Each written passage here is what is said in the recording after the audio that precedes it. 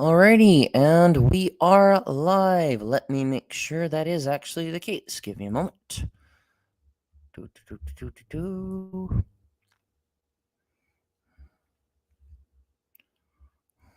Yes, we are live on YouTube. Let's make sure that's the case over here on Rumble.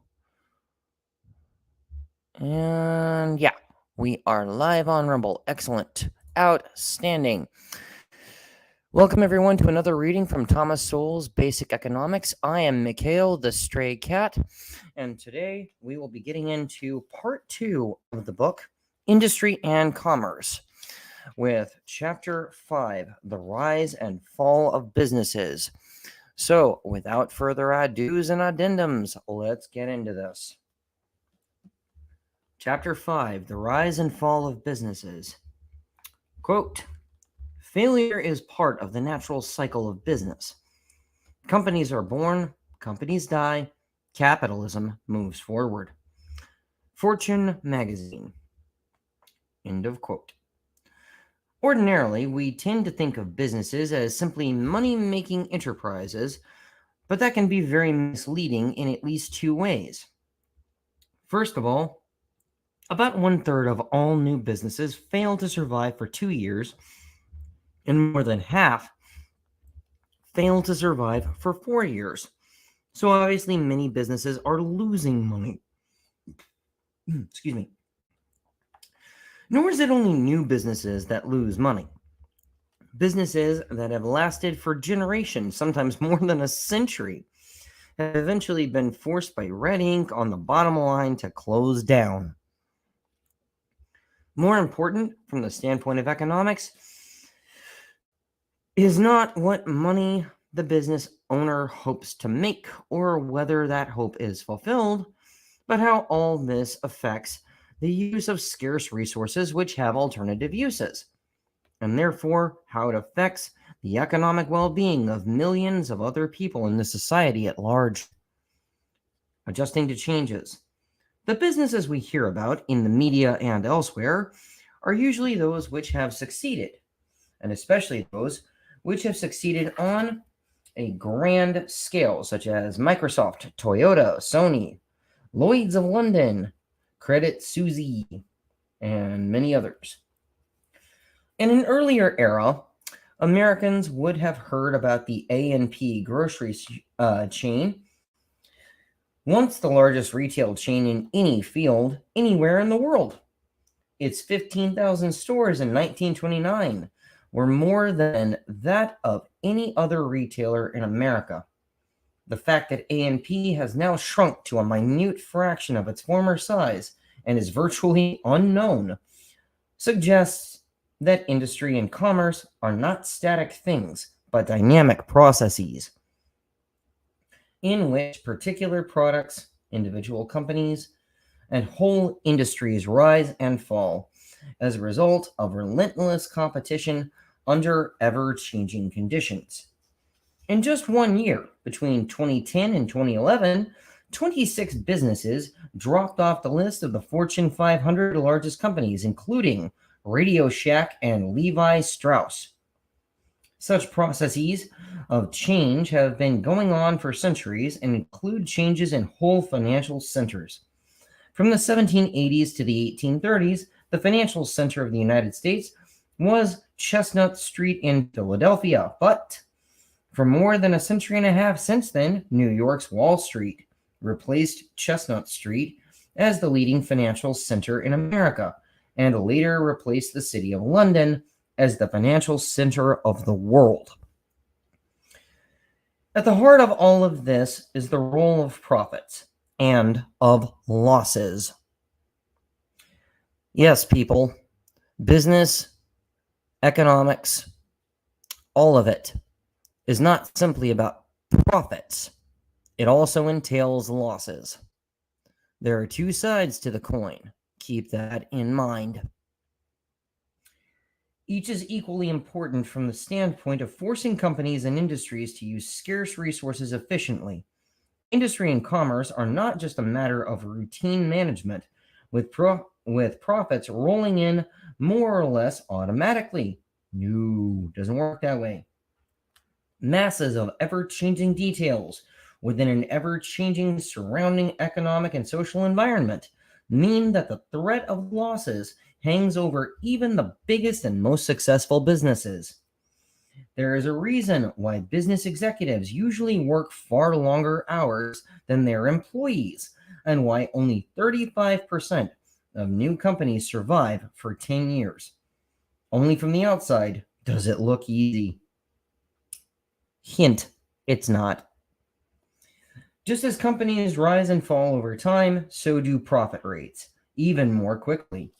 When the Wall Street Journal reported the profits of Sun Microsystems at the beginning of 2007, it noted that the company's profit was, quote, its first since mid 2005, unquote. When compact discs began rapidly replacing vinyl records back in the late 1980s, Japanese manufacturers of CD players thrived, according to the Far Eastern Economic Review. But, quote, within a few years, CD players only offered manufacturers razor-thin margins. End of quote. This has been a common experience with many products in many industries. The companies which first introduce a product that consumers like may make large profits, but those very profits attract more investments into existing companies and encourage new companies to form, both of which add to output, driving down prices and profit margins through competition, as prices decline in response to supply and demand. Sometimes prices fall so low that profits turn to losses, forcing some firms into bankruptcy until the industry's supply and demand balance at levels that are financially sustainable. Longer run changes in the relative rankings of firms in an industry can be dramatic. For example, United States Steel was founded in 1901 as the largest steel producer in the world. It made the steel for the Panama Canal, the Empire State Building, and more than 150 million automobiles. Yet by 2011, U.S. Steel had fallen to 13th place in the industry, losing $53 million that year and $124 million the following year. Boeing, producer of the famous B-17 Flying Fortress bombers in World War II, and since then the largest producer of commercial airlines such as the 747, was in 1998 selling more than twice as many such aircraft as its nearest rival, the French firm Airbus. But in 2003, Airbus passed Boeing as the number one producer of commercial aircraft in the world and had a far larger number of back orders for planes to be delivered in the future. Yet Airbus too faltered, and in 2006, its top managers were fired for falling behind schedule in the development of new aircraft, while Boeing regained the lead in sales of planes. In short, although corporations may be thought of as big, impersonal, and inscrutable institutions, they are ultimately run by human beings who all differ from one another and who all have shortcomings and make mistakes, as happens with economic enterprises in every kind of economic system and in countries around the world. Companies superbly adapted to a given set of conditions can be left behind when those conditions change suddenly, and their competitors are quicker to respond. Sometimes the changes are technological, as in the computer industry, and sometimes these changes are social or economic.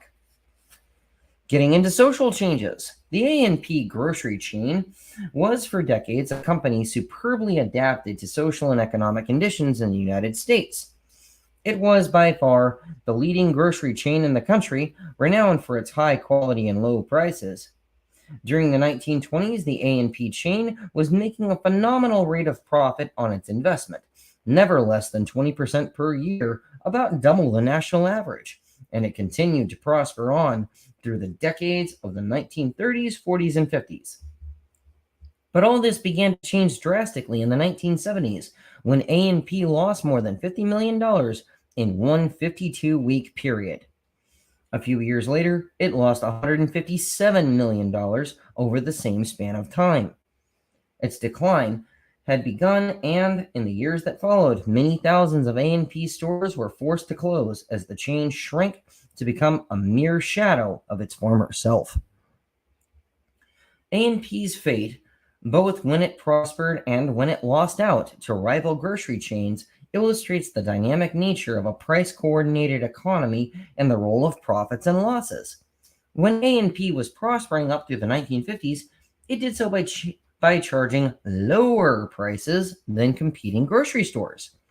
It could do this because its exceptional efficiency kept its costs lower than those of most other grocery stores and chains, and the resulting lower prices attracted vast numbers of customers. Later, when A&P began to lose customers to other grocery chains, this was because these other chains now had lower costs than A&P and could therefore sell for lower prices. Changing conditions in the surrounding society brought this about, together with differences in the speed with which different companies spotted these changes, realized their implications, and adjusted accordingly. What were these changes? In the years following the end of World War II, suburbanization, and the American public's rising prosperity gave huge supermarkets in shopping malls with vast parking lots decisive advantages over neighborhood stores, such as those of A&P, located along the streets in the central cities. As the ownership of automobiles, refrigerators, and freezers became far more widespread, this completely changed the economics of the grocery industry. The automobile, which made suburbanization possible, also made possible greater economies of scale for both customers and supermarkets. Shoppers could now buy far more groceries at one time than they could have carried home in their arms from an urban neighborhood store before the war. That was the crucial role of the automobile. Moreover, the far more widespread ownership of refrigerators and freezers now made it possible to stock up on perishable items like meat and dairy products. This led to fewer trips to grocery stores with larger purchases each time. What this meant to the supermarket itself was a larger volume of sales at a given location, which could not draw customers in automobiles from miles around, which could now draw customers in automobiles from miles around, whereas a neighborhood store in the central city was unlikely to draw customers on foot from 10 blocks away. High volume meant savings in delivery costs from the producers to the supermarket, as compared to the cost of delivering the same total amount of groceries in smaller individual lots to many scattered and smaller neighborhood stores, whose total sales would add up to what one supermarket sold. This also meant savings in the cost of selling within the supermarket, because it did not take as long to check out one customer buying $100 worth of groceries at a supermarket as it did to check out 10 customers buying $10 worth of groceries each at a neighborhood store. Because of these and other differences in the costs of doing business, supermarkets could be very profitable while charging prices lower than those in neighborhood stores that were struggling to survive. All this not only lowered the costs of delivering groceries to the consumer, it changed the relative economic advantages and disadvantages of different locations for stores. Some supermarket chains, such as Safeway, responded to these radically new conditions faster and better than A&P did. The A&P stores lingered in the central cities longer and also did not follow the shifts of population to California and other Sun Belt regions. A&P was also reluctant to sign long leases or pay high prices for new locations where the customers and their money were now moving. As a result, after years of being the lowest price major grocery chain, A&P suddenly found itself being undersold by rivals with even lower costs of doing business. Lower costs reflected in lower prices is what made A&P the world's leading retail chain in the first half of the 20th century.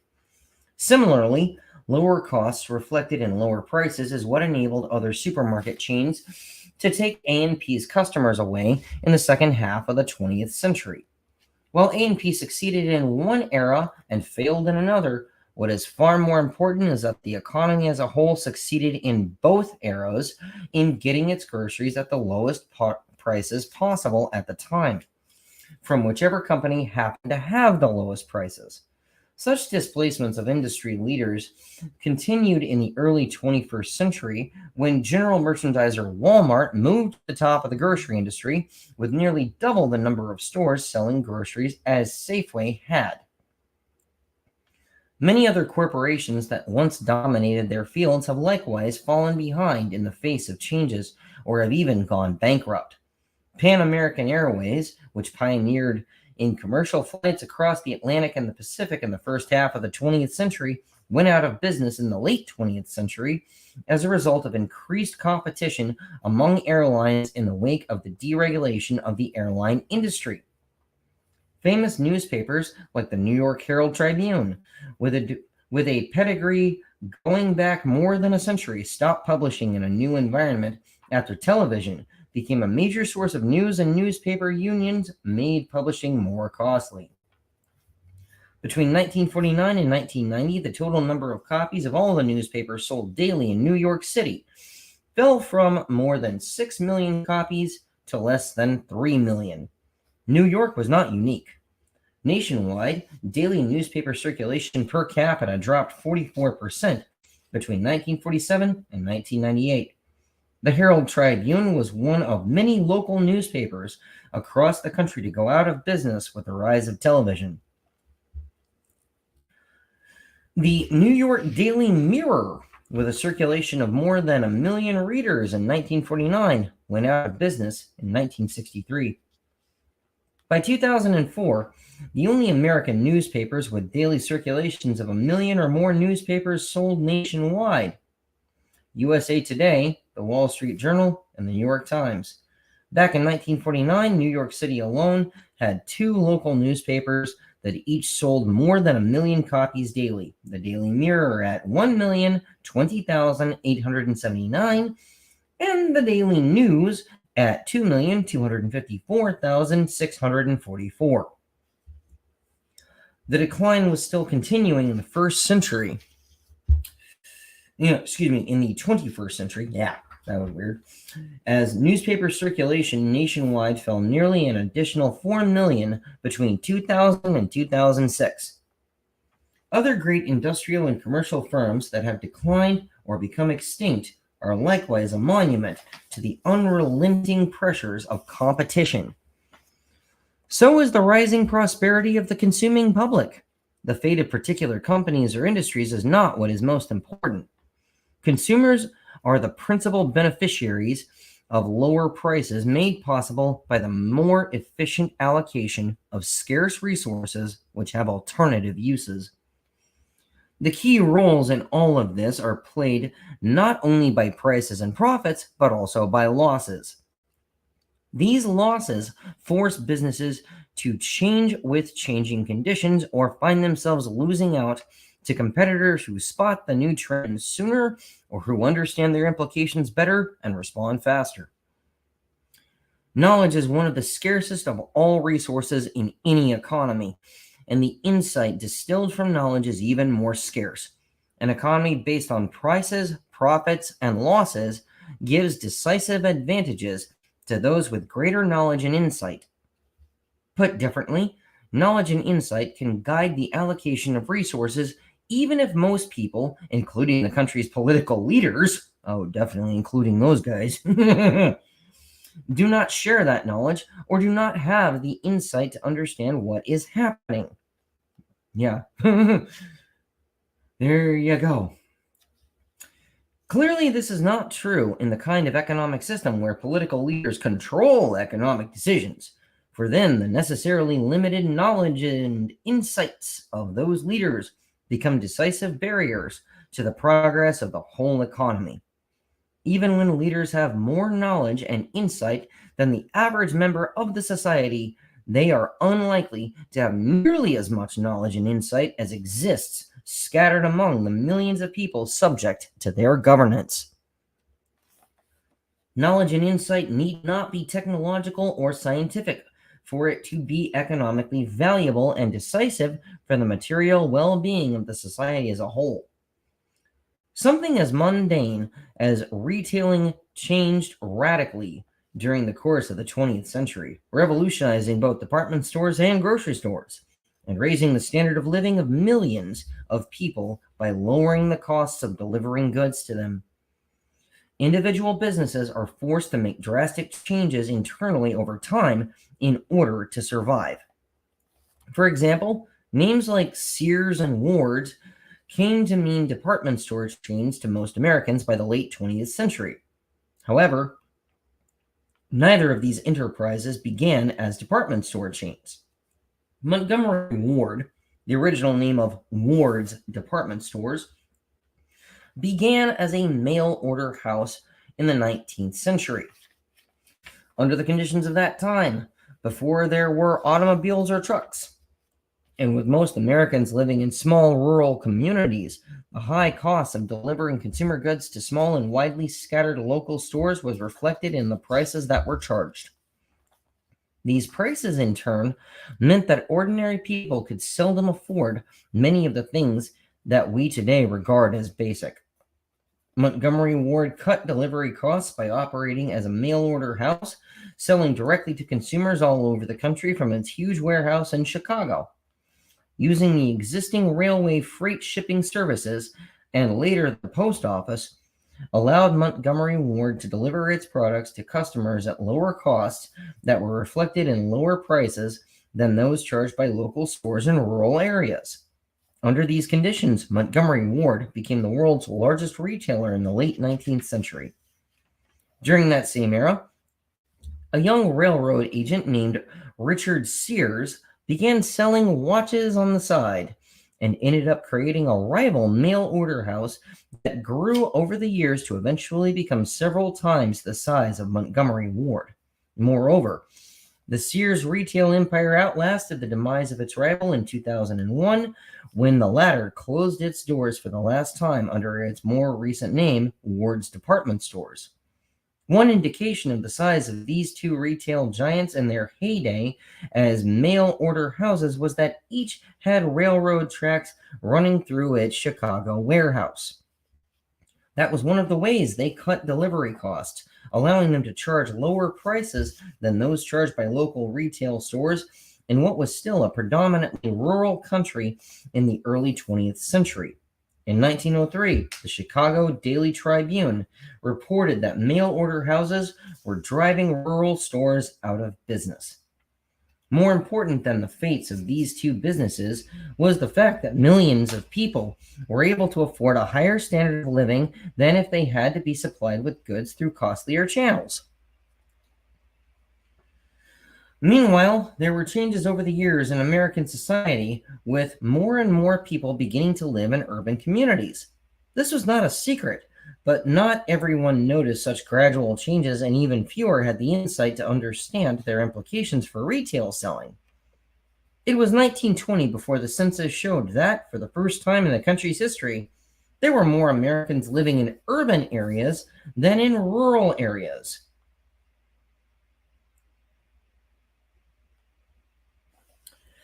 One man who liked to pore over such statistics was Robert Wood, an executive at Montgomery Ward. Now, he realized selling merchandise through a chain of urban department stores would be more efficient and more profitable than selling exclusively by mail order. Not only were his insights not shared by the head of Montgomery Ward, Wood was fired for trying to change company policy. Meanwhile, a man named James Cash Penney, Penney, that sounds oddly familiar, had the same insight and was already setting up his own chain of department stores. From very modest beginnings, the J.C. Penney chain grew to almost 300 stores by 1920 and more than 1,000 by the end of the decade. Their greater efficiency in delivering goods to urban consumers was a boon to those consumers, and Penny's competition became a big economic problem for the mail order giants Sears and Montgomery Ward, both of which began losing money as department stores began taking customers away from mail order houses.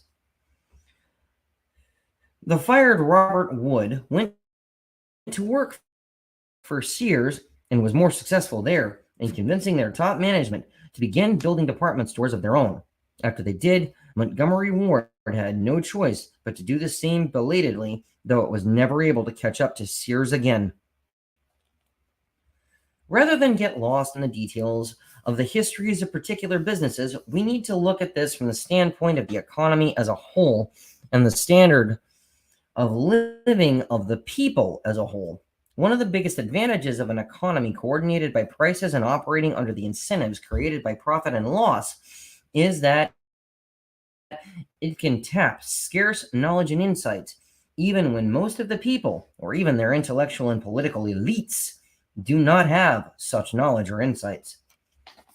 The competitive advantages of those who are right can overwhelm the numerical or even financial advantages of those who are wrong. James Cash Penney did not start with a lot of money. He was in fact raised in poverty and began his retail career as just a one-third partner in a store in a little town in Wyoming, at a time when Sears and Montgomery Ward were unchallenged giants of nationwide retailing. Yet his insights into the changing conditions of retailing eventually forced these giants into doing things his way, on pain of extinction. In a latter era, a clerk in a J.C. Penney store named Sam Walton. Ooh, there's a name everyone ought to recognize. Sam Walton. Would learn retailing from the ground up and then put his knowledge and insights to work in his own store, which would eventually expand to become the Walmart chain, with sales larger than those of Sears and J.C. Penney combined. One of the great handicaps of economies run by political authorities, whether under medieval mercantilism or modern communism, is that insights which arise among the masses have no such powerful leverage as to force those in authority to change the way they do things. Under any form of economic or political system, those at the top tend to become complacent, if not flat out arrogant.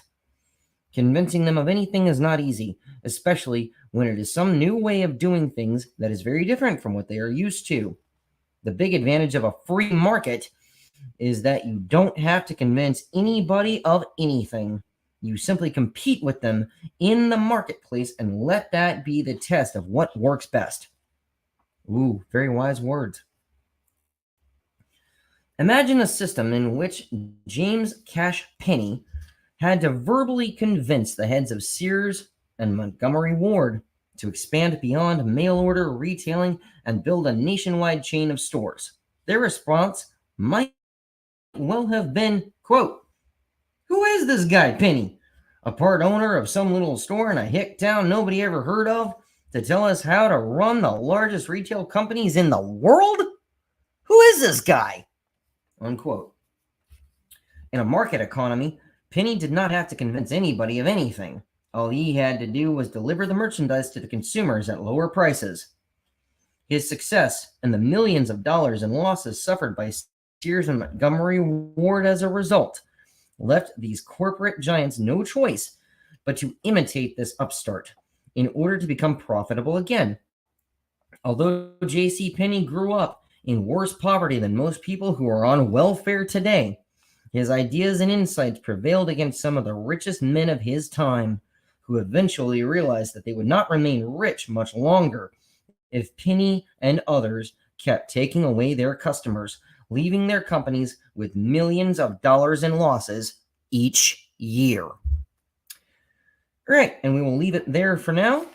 Thank you all for joining me for this reading from Thomas Sowell's Basic Economics. I hope that you gained something from it. And I will see you again later today when I will be reading from Henry Hazlitt's Economics in One Lesson. I hope to see you there. But until then, as always, live free or die trying.